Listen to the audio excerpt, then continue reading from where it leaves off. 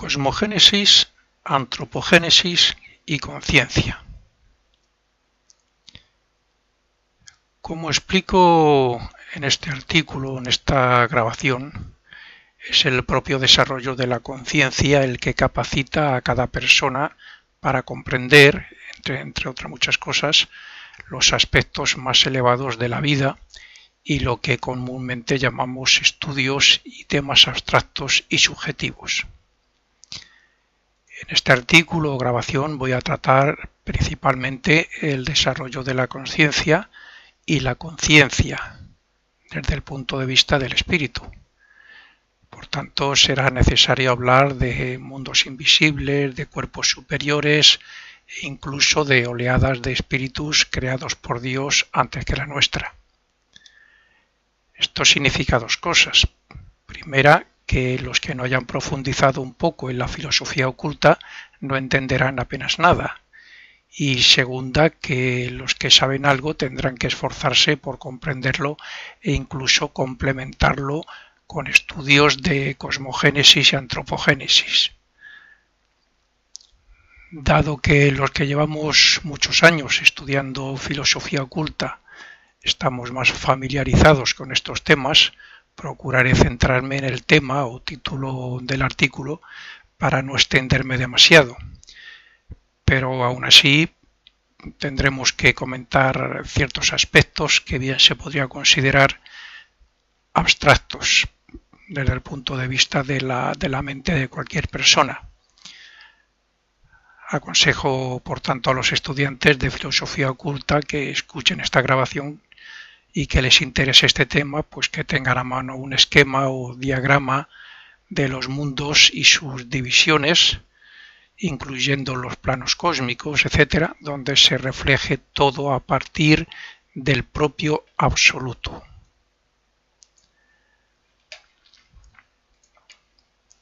Si queremos saber cuál es el origen de nuestra conciencia y de la conciencia, tenemos que comenzar por situarnos fuera del mundo objetivo, en lo inmanifestado o no existencia.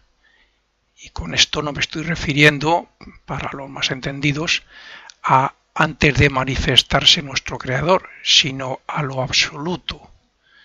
Llamo absoluto a lo inmanifestado, que no sabemos o no podemos decir él o la ni nada, simplemente es lo absoluto de donde procede todo. Tenemos que referirnos al absoluto porque antes de manifestar al uno, al primero, que normalmente llamamos en la filosofía Rosacruz el Ser Supremo, que es el verdadero arquitecto de todo lo manifestado. Como estos conocimientos han sido dados por jerarquías superiores e iniciados, nosotros, los estudiantes de ocultismo, debemos valernos de la ley de analogía, del discernimiento y de la intuición para extraer algún conocimiento concreto que sea un poco convincente al menos. Está claro que nadie puede definir a lo que conocemos como absoluto, pero basándonos en lo anteriormente dicho y por medio de la imaginación podemos tratar el tema en algún aspecto. Lo absoluto es el origen de todo lo manifestado y como tal debe considerarse virgen e inmanifestado, puesto que todavía antes de la manifestación de ese Ser Supremo es homogéneo, que es el estado en el que permanece eternamente. Aunque parezca una contradicción, el hecho de que, aun manifestándose, permanezca en estado homogéneo eternamente, no lo es, al igual que nuestro espíritu, que no cambia por el hecho de manifestarse como personalidad en sus diferentes cuerpos y en estos mundos donde estamos evolucionando todos. Estoy seguro de que algún ocultista al leer esto diga que no es cierto, puesto que el espíritu evoluciona con cada manifestación. Pero, ¿qué fin puede tener el hecho de que lo absoluto se manifieste si no es que algo evolucione? porque si no es lo absoluto, tendrá que ser el Ser Supremo, que es su primera manifestación. Cuando lo absoluto se manifiesta como uno, se está desdoblando como una existencia que luego se manifestará como la doble polaridad existente en todo el universo, conocida como espíritu-materia. Sin embargo, aunque se manifieste en millones y millones de sistemas solares y espíritus, no produce el efecto de variedad en lo homogéneo, eterno e inmutable, porque lo heterogéneo y limitado no puede alterar lo infinito, ilimitado e inmutable. Respecto a la conciencia ocurre lo mismo, porque de la conciencia absoluta, que también podríamos llamar inconsciencia, estamos hablando de lo absoluto, o sea, desde nuestro punto de vista, de ahí surge la conciencia, pero esta es limitada dentro de lo que podríamos llamar ese gran círculo no se pasa, que es el Ser Supremo, y por tanto no puede alterar la ilimitada y absoluta conciencia. Incluso el uno, el Ser Supremo, manifestado en los muchos, desde el punto de vista de la materia y de los espíritus, tampoco puede ser afectado en sentido de disminución o separación, aunque sí, posiblemente, en conciencia, como ocurre con nuestro propio espíritu. Así es que, antes de la manifestación del universo, ese absoluto espacio virgen permanece como el hálito eterno o vibración incesante que jamás tuvo principio ni tendrá fin. En ese presente eterno no existe el pasado ni el futuro, puesto que no ha pasado ni un solo segundo de la eternidad. Sin embargo, es la causa de la substancia raíz cósmica, polo negativo, en base a la cual se formará el universo, y también lo es del espíritu universal uno, del cual, como espíritus, formamos parte, como lo forma nuestro Padre y Creador, Dios, que representa el polo positivo. El lector debe entender que lo que comúnmente llamamos espacio vacío o nada es vida en una especie de fase inactiva, es espíritu y es la conciencia universal de donde surge la manifestación física, la vida que animará la materia y la conciencia en sus diferentes grados, claro, que se obtiene de la evolución de esa vida sobre la materia. Así es que en la conciencia, espíritu y vida universal vivimos, nos movemos y tenemos nuestra existencia y ser ahora como espíritus individuales y antes como parte indiferenciada e inconsciente de nuestro Creador, que a su vez es parte diferenciada dentro del Ser Supremo o uno manifestado por lo absoluto. Pero que nadie piense que ese vacío o caos es algo que se haya transformado o desaparecido por el simple hecho de haber una manifestación objetiva. No es así, puesto que ese caos es la matriz de todo lo existente y donde se resuelve todo lo manifestado una vez que ha cumplido su misión. El caos disuelve lo inútil y da nacimiento a lo nuevo y necesario para que haya desarrollo y evolución. De otra forma, habría un estancamiento. Y cuando digo caos, ya no me estoy refiriendo solamente a lo absoluto, cuando se reabsorbe, por decirlo así, acaba la manifestación del Ser Supremo. Me estoy refiriendo también a lo que ocurre con nuestro propio Dios, cuando termina su manifestación. Este caos como absoluto, también es la base del progreso para las oleadas de espíritus diferenciadas por Dios, puesto que la evolución que hacemos durante la existencia manifestada está basada en el resultado de la existencia en el caos, donde todos somos uno. Sabiendo que el caos es el semillero del universo y por tanto de todo lo existente, no se debería considerar como vacío o nada, sino como algo inimaginablemente santo y digno de devoción. Es la conciencia de donde se desarrollan los infinitos grados de conciencia que puede haber en los diferentes mundos, submundos y clases de espíritus.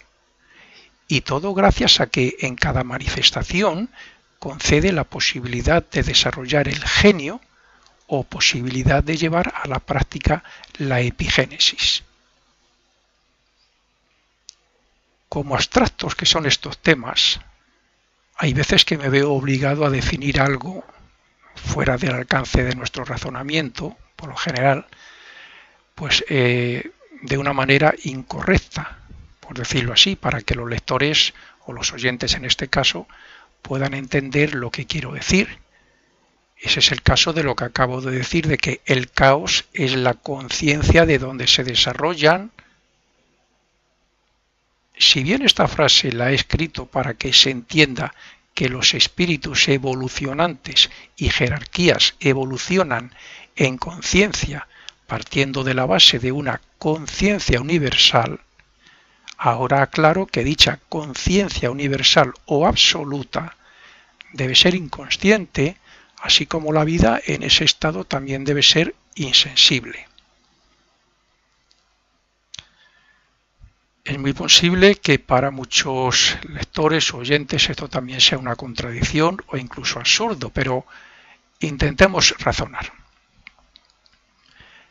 Para que haya conciencia espiritual y conciencia en sentido personal, tiene que haber desarrollo y evolución. Pongamos un ejemplo. Nosotros tenemos conciencia de que somos un yo separado de los demás gracias a la evolución que hemos hecho como humanidad desde hace millones de años y a través de la cual hemos pasado de una inconsciencia común, todos juntos, unidos, inconscientes, como una conciencia grupal similar a los animales, pues hemos pasado a una conciencia individual o autoconciencia. Esto mismo lo podemos ver en los diferentes reinos, desde un punto de vista de la conciencia del mundo a través de los sentidos, claro. Los animales son muy poco conscientes del mundo físico, puesto que su conciencia es como la del sueño con ensueños. Los vegetales son menos conscientes aún que los animales, porque tienen una conciencia similar a nuestro sueño sin ensueños. Y los minerales son menos conscientes aún que los vegetales porque tienen una conciencia similar al trance profundo. Así es que, siguiendo en esa línea, llegaríamos a la conclusión de que la conciencia absoluta, como origen, es inconsciente según nuestro estado de conciencia actual. Sin embargo, es la única y verdadera conciencia, que es una manera de definir también a lo absoluto. Como la vida individual procedente de la vida universal evoluciona a través de la forma para producir conciencia, está claro que podríamos decir de la vida lo mismo que de la consciencia, o sea, que la vida es insensible.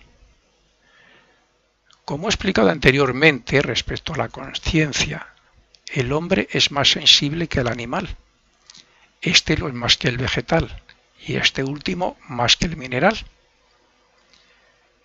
Veamos. Al principio de una manifestación no existe nada más que la conciencia absoluta, la cual vibra o se manifiesta como la vida única universal, presente en el espacio infinito. Sin esta vida, ese espacio caótico no podría tener movimiento, sensación, conciencia ni nada, es decir, sería un absoluto vacío infinito, inmanifestado. Pero como esta vida debe tener un objetivo por el cual se manifiesta, necesita de un vehículo para alcanzar dicho objetivo. La vida puede existir por sí misma sin la materia, pero esta última no lo puede hacer sin la vida del espíritu, sea en el nivel que sea. La vida anima la materia y produce movimiento y sentimiento, y de esta unión nace la conciencia en sus diferentes grados. Pero la vida, en su origen como conciencia absoluta e inmanifestada, debe ser insensible, por lógica, porque tanto la sensibilidad como la conciencia están latentes y se tienen que desarrollar gracias a la involución del espíritu en la materia y a la evolución a través de los mundos que nos llevan de vuelta a nuestro verdadero hogar.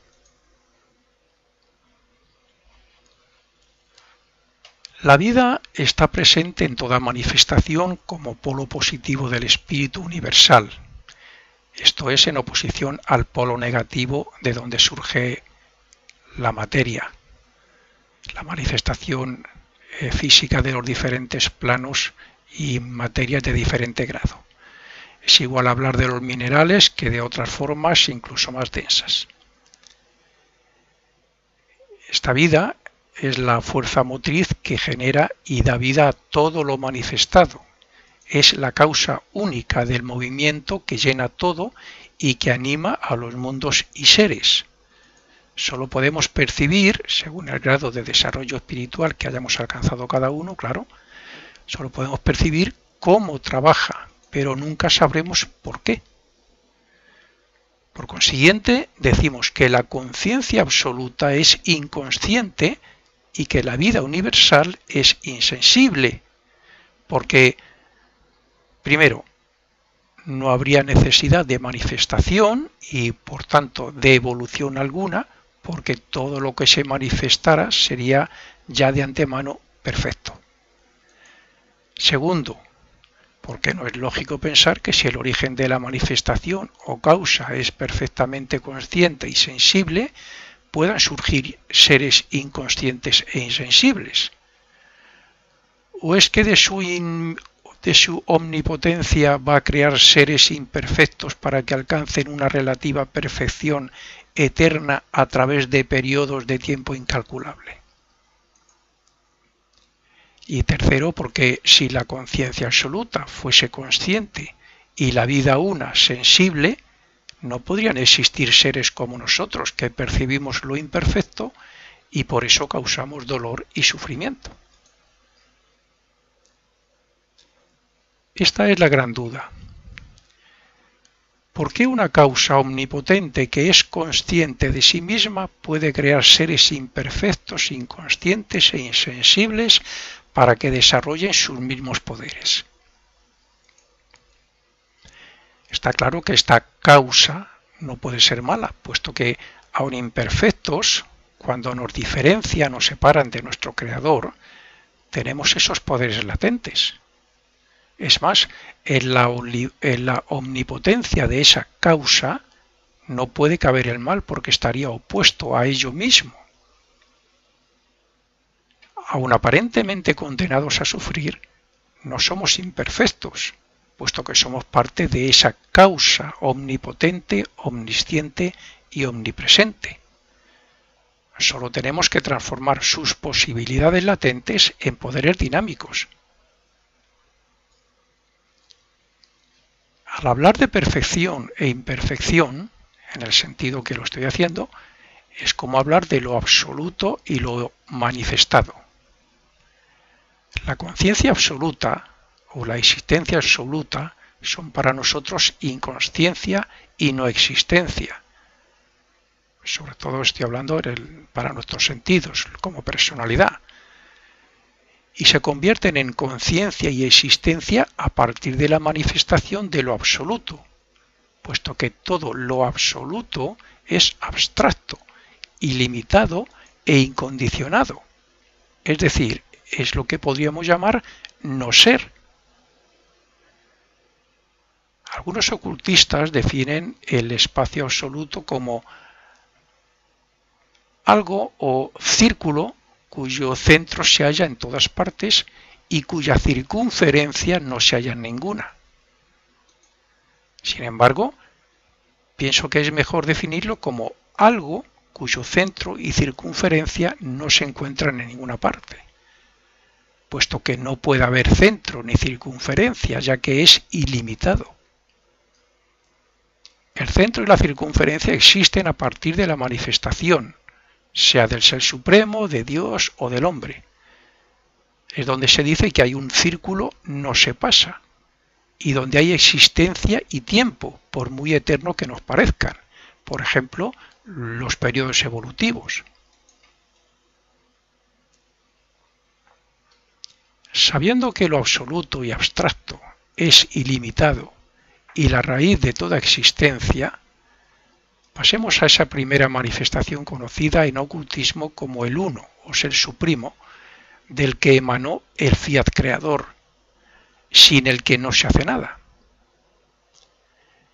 Este Ser Supremo, limitado ya por ser una manifestación, aun siendo la más grande manifestación, se manifiesta como tres aspectos o poderes, normalmente llamados poder, verbo y movimiento. Y contiene todas las grandes jerarquías constructoras del universo manifestado en sus muy diversos grados de densidad respecto a los mundos, submundos, etc. Me estoy refiriendo más concretamente a los grandes planos cósmicos.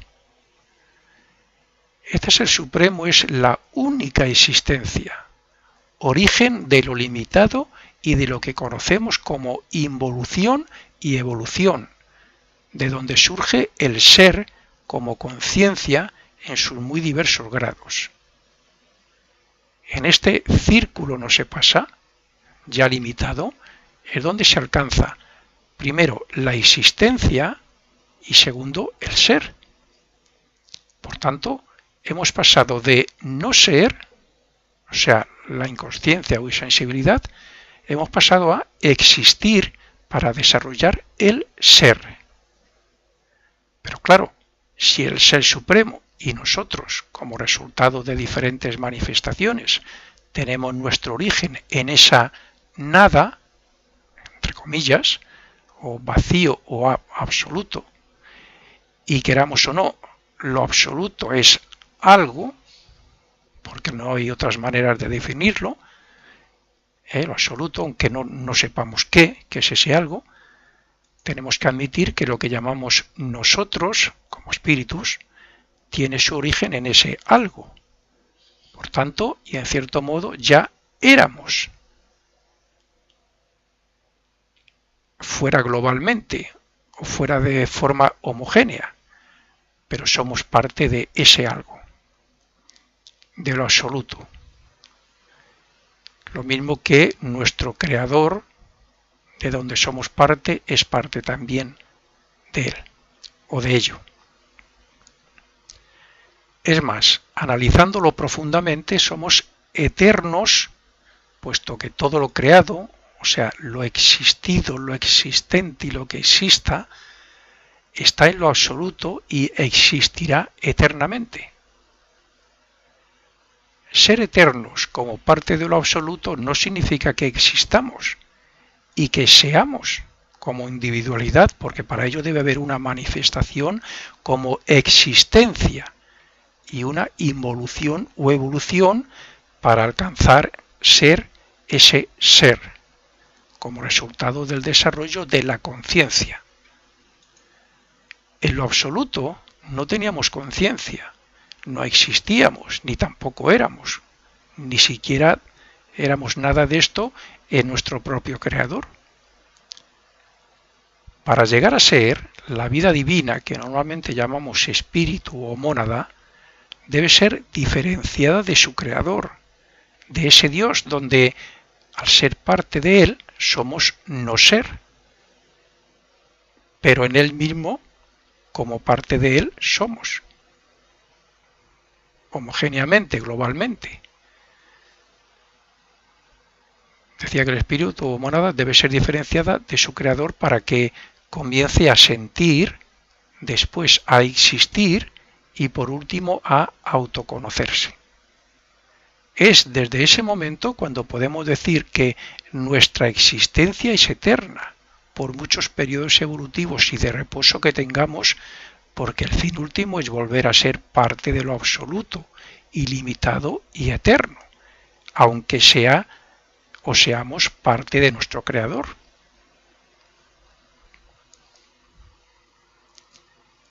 Una vez entendido que el Ser Supremo y sus jerarquías crean los planos cósmicos, de los cuales el séptimo o inferior es el más denso y donde se sitúan los sistemas solares, hemos de comprender su situación en el espacio. Los 7 planos cósmicos, al igual que los 7 mundos donde nosotros estamos evolucionando, están compenetrados, puesto que cada una de sus divisiones está compuesta de materia, entre comillas, de diferente grado de vibración o densidad. Son divisiones o estados de espíritu-materia, la doble polaridad existente en todo el universo. Pongamos un ejemplo de lo que llamamos compenetración. Si analizamos una granada, veremos que hay materia dura en el centro de cada uno de sus granos, materia menos dura en el resto del grano, que es comestible. Hay líquido, si exprimimos dichos granos, hay aire o un estado gaseoso en la granada, o si evaporamos el líquido, y hay moléculas, átomos, electrones, protones, neutrones, quarks, etc. Y lo que nos ha descubierto que nos llevaría a esos otros planos superiores de materia mucho más sutil. Estos son estados de la materia que van de lo más denso y material o físico a las partículas subatómicas y energías invisibles a nuestros ojos. Pero, como sabemos, estamos limitados para ver más allá porque nuestros sentidos no perciben las vibraciones de otros muchos estados existentes y que, sin embargo, son la causa de la materialización de todo cuanto nos rodea. Por consiguiente, desde el mismo plano donde manifiesta su creación el Ser Supremo, hasta nuestro propio mundo situado en lo más bajo del séptimo plano cósmico, son estados de, repito, entre comillas, materia, de menor a mayor densidad, pero unidos y entremezclados, o sea, compenetrados en este orden. Como ya hemos dicho, el Ser Supremo y las jerarquías creadoras de todos esos planos y mundos trabajan en dichos planos y mundos para cumplir el plan de ese Ser Supremo. Lo mismo que nuestro Dios, de donde nos han diferenciado, nuestro Creador, tiene un plan con sus diferentes planos y mundos. Y como estos grandes y elevadísimos seres son espíritus, también de muy diverso grado de desarrollo espiritual, son espíritus que evolucionan y trabajan en todos los planos, resulta que los tenemos junto a nosotros en lo que se refiere al espacio. Creo que esto es lógico. Nosotros vemos lo que nos rodea en nuestro cuerpo físico, pero es que ya hemos dicho, la graduación de la materia se va haciendo cada vez más sutil, más diferenciada y llegaríamos hasta lo absoluto, si se pudiera considerar ese razonamiento. Nuestro propio Creador, Dios, lo tenemos más cerca, como se suele decir, que nuestras propias manos, ¿no? Porque nosotros vemos la materia más densa, pero es que esta materia más densa está compenetrada, está integrada dentro de otras muchas clases de materia hasta llegar hasta el propio mundo de Dios, que está en un mundo, queramos o no, que hay que considerarlo de alguna clase de materia, por no llamarlo energías o estados vibracionales. Estos grandes seres debieron ser creados, por analogía estamos hablando siempre, claro, o diferenciados como nosotros, o sea, como espíritus o mónadas. Por eso nosotros estamos evolucionando y adquiriendo cada vez mayor grado de conciencia para llegar a ser como ellos y como nuestro Padre. Es decir, para llegar a ser creadores de cada vez cosas mayores y más elevadas. Descendiendo ya a nuestro propio esquema evolutivo de 7 mundos, veamos cómo Dios construye los mismos. Dentro del espacio de lo que conocemos como séptimo plano cósmico, aquí convendría echar un vistazo, ver los diagramas estos que las diferentes escuelas tienen. Escuelas, me estoy refiriendo, por ejemplo, un diagrama de estos tiene la escuela arcana de Alice Bailey, tiene la teosofía de Madame Blavatsky y los que hizo Max Heindel de la Fraternidad Rosacruz. Pues bien, dentro de ese espacio del séptimo plano cósmico, el ser que llamamos Dios, su primera acción para manifestarse es que elige la porción necesaria para aislarse y crear su propio círculo, no se pasa, o sea, su propio terreno donde quiere manifestar su obra. O sea, es como decir que él crea su propia limitación, donde construirá su sistema solar, de donde, como resultado final, obtendrá un mayor grado y evolución y de conciencia. También, como el Ser Supremo, trae consigo unas muy elevadas jerarquías creadoras que le ayudarán en su obra y que son el resultado del trabajo propio efectuado en otras manifestaciones anteriores. Estas jerarquías son las que han hecho que nosotros pasemos del estado no ser al de ser, gracias al despertar de los poderes de nuestro triple espíritu, o al menos de algunos, y al hecho de facilitarnos el germen de lo que hoy, ya más o menos desarrollados, llamamos cuerpos físico, etérico, de deseos y mental. Como ya hemos dicho, el universo, como espíritu universal del Ser Supremo, está compuesto de la sustancia raíz cósmica, o sea, de materia o polvo, que normalmente se denomina el polo negativo, de acuerdo a su relación con el positivo, que es el espíritu, para que pueda haber una manifestación. Pues bien, está compuesto de esta sustancia raíz cósmica y por otro lado del aspecto o polo positivo, a la que como espíritus pertenecen las jerarquías, los dioses y nosotros, que también somos parte de ellas. Por tanto, cuando Dios desea manifestarse y crear un sistema solar, compenetra y llena con su propia aura cada átomo de la sustancia raíz cósmica del lugar elegido. De esta manera, Dios crea su propio cosmos compuesto de 7 mundos, los cuales compenetrará con su vida y su conciencia, como nosotros hacemos respecto al cuerpo físico. Las células están evolucionando gracias a nuestra vida y a nuestra conciencia, nuestra vibración, nuestros cuerpos. Bien, continuemos.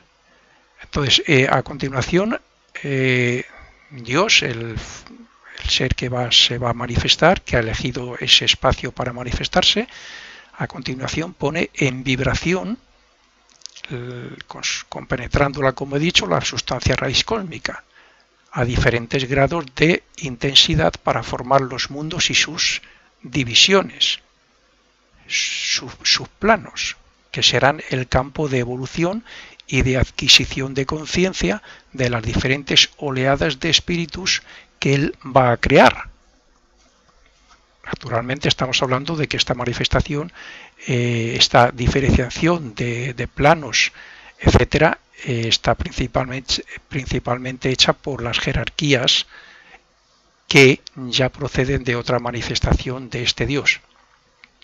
Son ellas las que crean el esquema evolutivo que, refiriéndonos a nosotros concretamente, conocemos como mundos por donde involucionamos, desde el mundo donde nos diferencian, involucionamos hasta el mundo físico y para después evolucionar. Una vez creados los 7 mundos, con la ayuda de los 7 espíritus ante el trono, las jerarquías, veamos cómo somos creados nosotros como espíritus para, después de la no existencia, llegar a ser individuales y autoconscientes. No existencia es antes de alcanzar el grado de conciencia de vigilia y el desarrollo de la mente que nos permitió autoconocernos y autoidentificarnos como individuos conscientes. En el propio mundo de Dios, es decir, en Dios mismo, nuestro Creador diferencia cierto número de espíritus virginales, por ejemplo, la oleada a la que pertenecemos nosotros. Espíritus virginales con la capacidad de desarrollar todas sus posibilidades. Digo posibilidades, lo que traemos en la propia genética del espíritu y que es lo mismo de Dios. Pero son posibilidades en ese momento latentes. Las traemos hasta convertirlas en su momento, las convertiremos o estamos convirtiendo ya parte de ellas en poderes dinámicos a lo largo de lo que llamamos involución y evolución. En el proceso de involución, donde adquirimos el germen de los futuros cuerpos y nos despiertan los aspectos del espíritu para que desarrollemos sus poderes, involuciones nos dan los germen y nos ayudan a que esos cuerpos, por decirlo así, nazcan y se desarrollen. Ahora estamos centrados más que nada en el físico. Pues bien, decía que en el proceso de involución, como en el de evolución, donde todavía y durante mucho tiempo somos guiados y predestinados, pues tenemos muy poca actividad propia, porque en la primera fase éramos inconscientes de lo que hacíamos y del trabajo de las jerarquías sobre nosotros, y en la segunda pues estamos obligados a cumplir un destino preparado por las jerarquías superiores de acuerdo a nuestro propio karma, principalmente de los ángeles. Sin embargo, desde que Dios mismo nos diferencia en ese no ser, para nosotros no ser, hasta que adquirimos la conciencia de ser, ya con una gran actividad original, llevamos con nosotros el poder de la voluntad y el libre albedrío para crear nuevas causas. Este poder de la voluntad o epigénesis es el que, tarde o temprano, nos hará libres para actuar total y perfectamente por nuestra cuenta, sin ninguna intervención de las jerarquías superiores. Así es que Dios nos diferencia siendo inconscientes de nosotros mismos y de los mundos, teniendo en ese momento conciencia divina, como Él, puesto que somos parte de Él. A lo largo de la involución y de la evolución adquirimos la conciencia propia, perdiendo a la vez esa conciencia divina que al fin y al cabo para nosotros ahora mismo no sería nada, puesto que ni la podíamos utilizar, ni éramos conscientes de poder utilizarla ni nada, para al final de la creación de Dios adquirir de nuevo la conciencia divina gracias a la evolución que hemos hecho, pero conservando la conciencia propia y el resultado de nuestro desarrollo a lo largo de toda la manifestación de Dios.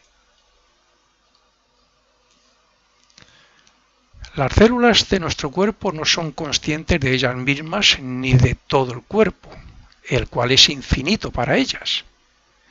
No saben que nosotros estamos haciendo el papel de Dios para ellas. Si nosotros fuéramos ya conscientes en el propio mundo de nuestro yo superior y decidiéramos renacer, crearíamos un cuerpo físico donde habría cierto número de células evolucionando. Toda vida, por diminuta que sea, está evolucionando y, como es evidente, tarde o temprano y a través de muy diversas formas físicas, obtendrán un progresivo nivel de conciencia hasta alcanzar la conciencia propia. Con este ejemplo, y aunque no sea perfecto comparativamente respecto a Dios y a su creación, Lo que quiero es representar lo que somos nosotros y lo que estamos desarrollando dentro de la manifestación de Dios. Fin de la primera parte.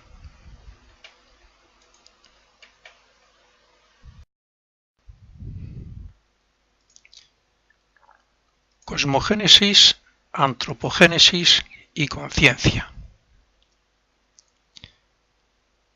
Como explico en este artículo, en esta grabación, es el propio desarrollo de la conciencia el que capacita a cada persona para comprender, entre otras muchas cosas, los aspectos más elevados de la vida y lo que comúnmente llamamos estudios y temas abstractos y subjetivos.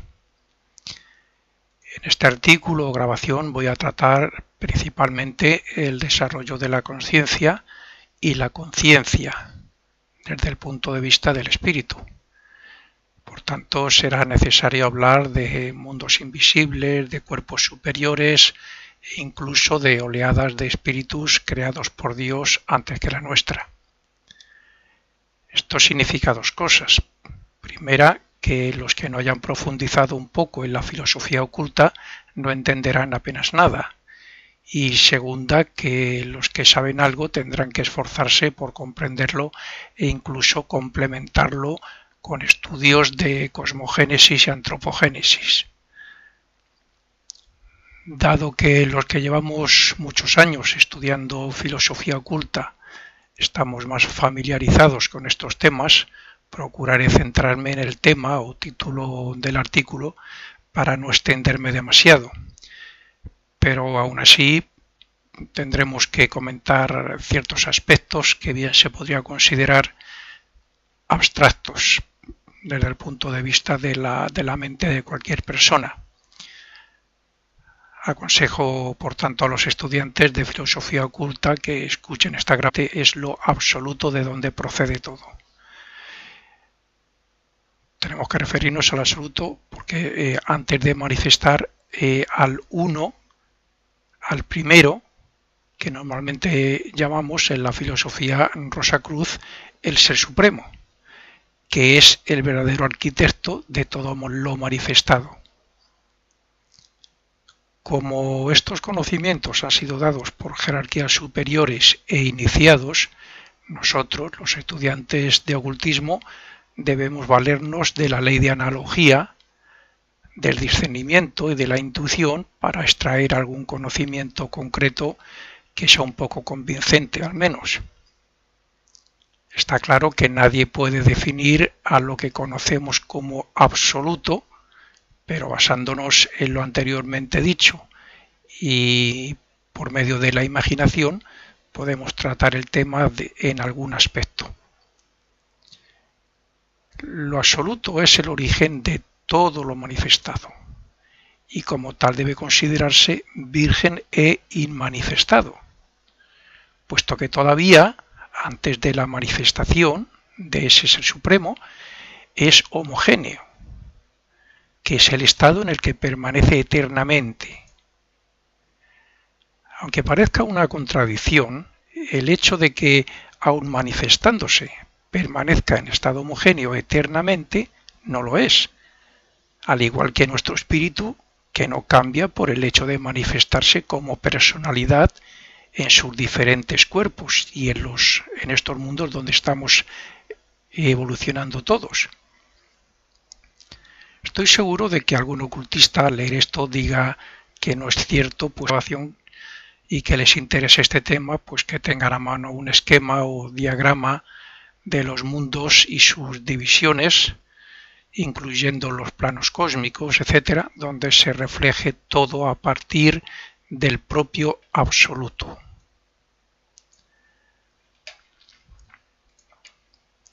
Si queremos saber cuál es el origen de nuestra conciencia y de la conciencia, tenemos que comenzar por situarnos fuera del mundo objetivo, en lo inmanifestado o no existencia. Y con esto no me estoy refiriendo, para los más entendidos, a antes de manifestarse nuestro Creador, sino a lo absoluto. Llamo absoluto a lo inmanifestado, que no sabemos o no podemos decir él o la ni nada, simplemente